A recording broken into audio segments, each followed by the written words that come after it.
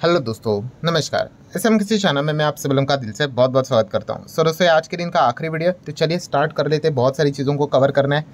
सबसे पहले तो अमेरिकन बाजार कैसा चल रहा है वो एक देख लेते हैं। ठीक है, हिंडनबर्ग तो चाहेगा कि अमेरिकन बाजार में कुछ डिस्टर्बेंस हो जाए तो उनको थोड़ा सा और बूस्ट मिल जाए करके। ठीक है, बट फिलहाल तो अमेरिकन बाजार में इतना कोई बहुत बड़ी गिरावट देखने को नहीं मिल रहा है। आधा % ही हम लोग को नीचे देखने को मिल रहा है। ठीक है, नैस्डैक की बात करेंगे। नैस्डैक तो फिलहाल तो हरे निशान में ही देखने को मिल रहा है। काफ़ी वॉलेटिलिटी है वैसे तो, आप यहाँ पे देख सकते हो। ठीक है, बट ओवरऑल अगर देखा गया ना तो बहुत ऊपर जा रहा है, बहुत ही नीचे देखने को मिल रहा है। देन बात करेंगे हमारे एडीआर कैसे चल रहे हैं, तो इन्फोसिस का एडीआर चल रहा है बिल्कुल न्यूट्रल ही है। देन आईसीआईसीआई बैंक का एडीआर भी इतना कुछ खास नहीं, थोड़ा सा ही डाउन है। एचडीएफसी बैंक का एडीआर 1% ऊपर, विप्रो का एडीआर 1.5% नीचे। देन डॉक्टर रेड्डीज के एडीआर की बात करें तो किधर चला गया, 2% डाउन देखने को यहाँ पे मिल रहा है। एंड यात्रा ऑनलाइन की अगर हम लोग बात करें तो वो भी देखने को मिल जाता है। तो आप देख सकते हो यात्रा ऑनलाइन में तो कुछ बहुत ही बड़ा धमाका देखने को मिल रहा है भाई। 12, 12.5, 12.25% की तेज़ी देखने को यहाँ पे मिल रही है।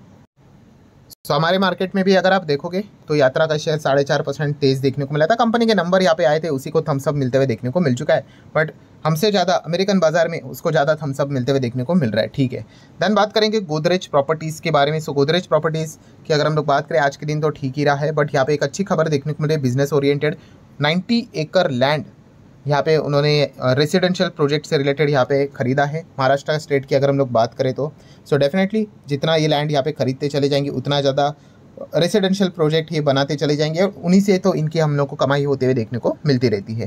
देन बात करेंगे दोस्तों तो चाइना से रिलेटेड खबर यहाँ पे आ रही है। चाइना से रिलेटेड बुरी खबर है, अभी हम उनके कॉम्पिटिटर है तो हमारे लिए तो अच्छी ही रहेगी खबर। सो फिलहाल तो रिपोर्ट के जरिए क्या बताया जा रहा है कि फॉरेन इन्वेस्टर चाइना से अमाउंट निकालते हुए देखने को मिल रहे हैं। क्यों? क्योंकि वहाँ पे इकोनॉमिक कंसर्न काफ़ी ज़्यादा बढ़ते हुए देखने को यहाँ पे मिल रहे हैं। अभी तक की बात करें Q1 के हिसाब से $15 बिलियन तक का अमाउंट इन्वेस्टर ने चाइना से यहाँ पे निकाला है। बट हमारे भारत देश की बात करें तो हमारा परफॉर्मेंस कैसा है, तो अभी अगर देखा गया डेटा तो अच्छा आ रहा है, बट हमारे देश की बड़ी कंपनी रिलायंस इंडस्ट्री, सो वहाँ पे भी आप लोगों ने खबर सुनी होगी कि 42,000 लोगों को उन्होंने काम से यहाँ पे निकाल दिया है करके 11% का कट, जो कि एक बताता है कि इकोनॉमिक कुछ कंसर्न हम लोग को थोड़ा बहुत यहाँ पे भी ज़रूर देखने को यहाँ पे मिल रहा है। क्योंकि देश के नंबर 1 मार्केट कैप के हिसाब से जो कंपनी देखने को मिल रही है, इतना बड़ा कट होते हुए देखने को मिल रहा है। सो एक चिंता का विषय तो ज़रूर है। देन बात करेंगे रतन इंडिया एंटरप्राइज लिमिटेड। ठीक है, काफ़ी सारे इसमें फ्यूचर ओरिएंटेड बिजनेस देखने को मिल जाते हैं। बीच में एक बड़ा ऑर्डर मिला था, स्टॉक रॉकेट बना, उसके बाद तो कोई बड़ा ऑर्डर इनको मिल ही नहीं पाया। तो कंप्लीटली स्टॉक तब से लेकर अभी तक यहाँ पे हम लोग को फ्लैट ही देखने को यहाँ पे मिल रहा है। आप यहाँ पे चेक कर सकते हो, कई समय से ऐसा ही था, फिर वापस रॉकेट बना था। तो इसी प्रकार की रिस्की कंपनी होती है, आज चल रहे कल चलेंगे नहीं चलेंगे वी डोंट नो, बट देखा गया कंपनी के नंबर एकदम रॉकेट बनते हुए देखने को यहाँ पे मिल चुके हैं। एंड ड्यूरिंग द मार्केट ही शायद से कंपनी के नंबर यहाँ पे आए थे, बट स्टिल कोई बड़ा रिएक्शन उतना देखने को नहीं मिला। ऐसा क्यों? क्योंकि दोस्तों वहाँ पे एक अदर इनकम का एडजस्टमेंट हम लोग को देखने को मिल रहा है। अदर इनकम का एडजस्टमेंट वो एडजस्टमेंट होता है जो कि कंपनी का रेगुलर इनकम नहीं होता है। तो छोटा मोटा इनकम हो गया तो ठीक है, मार्केट कंसिडर कर लेता है, but out of the box जाके जब इनकम बढ़ जाता है, मतलब आप देख लो ना, 178 करोड़ कमाते थे लास्ट टाइम, तो 80 करोड़ का लॉस था, सीधा 850 करोड़ का प्रॉफिट। तो इतना 5 to 6 गुना जंप कैसे देखने को मिल गई? तो कोई ना कोई एडजस्टमेंट तो ज़रूर होता है। वहाँ पे भी हम लोगों ने देखा है कि एक एडजस्टमेंट शायद से नोट नंबर 5 उन्होंने मेंशन करके रखा है, आपने पढ़ा होगा तो आपको भी अंदाज़ा यहाँ पे आ ही गया होगा। सो बाजार को वो चीज़ें समझ में आ जाती है। बात करेंगे एनबीसीसी से रिलेटेड, सरकारी कंपनी, कई सालों से सोई हुई कंपनी वापस कमबैक करती है। जितने भी सरकारी कंपनी सब कमबैक करके यहाँ पे बैठे हुए हैं। ठीक है, 710 करोड़ का इनको एक ऑर्डर मिलते हुए देखने को मिल चुका है। उत्तर प्रदेश की अगर हम लोग यहाँ पे बात करें तो 2 लैंड पार्सल्स हम लोगों को यहाँ पे मिलते हुए देखने को मिल चुके हैं डेवलपमेंट के लिए। आगे बढ़ेंगे दोस्तों तो हुडको के भी नंबर हम लोग को देखने को यहाँ पे मिल चुके हैं। तो कैसे रहे नंबर, तो आप देख सकते हैं नेट प्रॉफिट में 25% की जंप है, 557 करोड़ का प्रॉफिट है। थोड़ा सा एक फास्ट क्विक ओवरव्यू कर लेते हैं, जहाँ पे आप देख सकते हैं 1800, 2000। ठीक है, यहाँ पे आप देख सकते हो मार्च और जून के नंबर है। इस वक्त कितने हैं? 2100 का परफॉर्मेंस देखने को मिलेगा, करोड़ में ही रहते हैं। ऑपरेटिंग प्रॉफिट 592, 678 हो गया। क्वार्टरली थोड़ा बहुत डाउनफॉल देखने को यहाँ पे मिल रहा है, बट ईयरली परफॉर्मेंस की अगर हम लोग बात करें 446 का 558 हो गया, अच्छा है। क्वार्टरली बात करें 700 का 558 हुआ है, थोड़ा डाउन है। सो 2 सवा 2 का IPS 2.79 हो गया।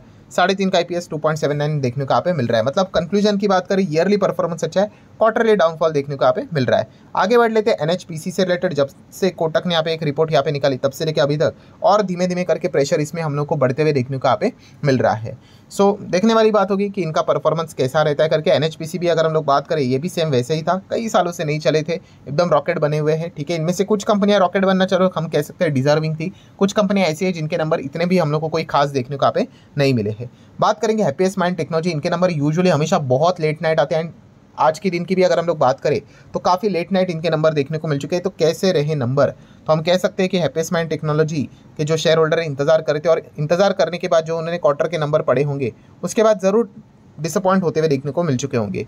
सो क्वार्टर ऑन क्वार्टर की अगर हम लोग बात करें या फिर ईयर ऑन ईयर की भी अगर हम लोग बात करें तो कंपनी के नंबर डाउन ही देखने को मिल रहे हैं। एक्सेप्शन आइटम के एडजस्टमेंट को नहीं पकड़ना है, मतलब जो बीच में एक एडजस्टमेंट के चलते क्वार्टरली नंबर इन्फ्लेट होते हुए देखने को मिल रहा है, उसको कंसिडर नहीं करेंगे। एंड NPBT को अगर हम लोग देखेंगे तो गिरावट ही देखने को यहाँ पे मिल रही है। तो पर्सनली अगर देखा गया तो कंपनी के नंबर अभी भी इतने कोई एनर्जेटिक देखने को यहाँ पे नहीं मिल रहे। काफ़ी लोगों के कमेंट भी आते हैं, सर ये मतलब इसका खून कब खोलेगा, ये तो कई साल से अगर देखा गया तो एक ही रेंज में है। तो दोस्तों शेयर मार्केट ऐसा ही चलता है। ठीक है, मैं आप लोगों को बताना चाहूँगा, मेरे पास भी कुछ ऐसे कंपनीज यहाँ पे थे, मैं हैप्पीएस्ट माइंड की बात यहाँ पे नहीं कर रहा हूँ, जो कि आज भी मेरे पोर्टफोलियो में है। बहुत साल हो चुके होंगे, 10-11 साल हो चुके होंगे, वो 3 से 4 साल चले ही नहीं थे। ठीक है, तो अगेन कहना चाहूँगा, अगर आपने रैंडमली बाइंग किया होगा कि बस भागना चाहिए इसीलिए, तो कोई बात नहीं, आप फ्रस्ट्रेट हो जाओगे। ठीक है, आपको पता ही नहीं चलेगा कि क्या करना है करके। अगर आपने बिजनेस देखकर खरीदा होगा, ठीक है, तो फिर आप लोगों को एक अनुमान लग जाता है कि हाँ भाई कंपनी के ऊपर ट्रस्ट है करके, और फिर उतना टाइम देना पड़ता है। ठीक है, तो जब मेरा भी स्टॉक जब भागा था तो उसने काफ़ी एक ही साल में बहुत ज़बरदस्त कॉन्ट्रैक्ट जीते थे और एकदम ही ज़बरदस्त धूम धड़ाकेदार रिटर्न्स दिए थे, फिर बोनस भी यहाँ पे दिया था। ठीक है, मतलब क्या है दोस्तों, शेयर मार्केट ये बहुत लंबा पेशेंस का खेल है। बट अगर आप सिर्फ रैंडमली जाओगे, एंड अगेन कह रहा हूँ, काफ़ी लोगों का एक ये गलत फहमी भी है, कौन सा, कि मैं तो बस होल्ड करके बैठ जाऊंगा। ऐसा नहीं होता है, आप क्या होल्ड कर रहे हो वो भी आपको पता होना चाहिए।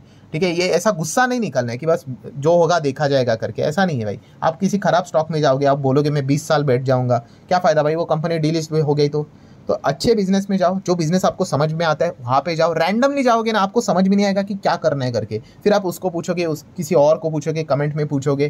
ठीक है, उससे कुछ होना जाना नहीं है। याद रखना दोस्तों, पैसा बनाओगे तो आप बनाओगे, खोओगे तो आप खोओगे। तो जो भी करना है, खुद की स्टडी बहुत इंपॉर्टेंट होती है। ये चीज़ें आपको बोरिंग लगती होगी, मैं रोज़ बोल रहा हूँ, बट पैसा इतना सिंपल नहीं कमाना। ठीक है, जब ऐसा स्टॉक चलता नहीं है तो फिर समझ में नहीं आता कि क्या करना है करके। ठीक है, तो अगेन कह रहा हूँ, अगर आपको बिजनेस पसंद है किसी कंपनी का तो डेफिनेटली आप उस हिसाब से उसको देख सकते हैं। अभी मैंने अदानी के ऊपर भी वीडियो बनाया था, सेम वही चीज़ें मैंने बोली थी।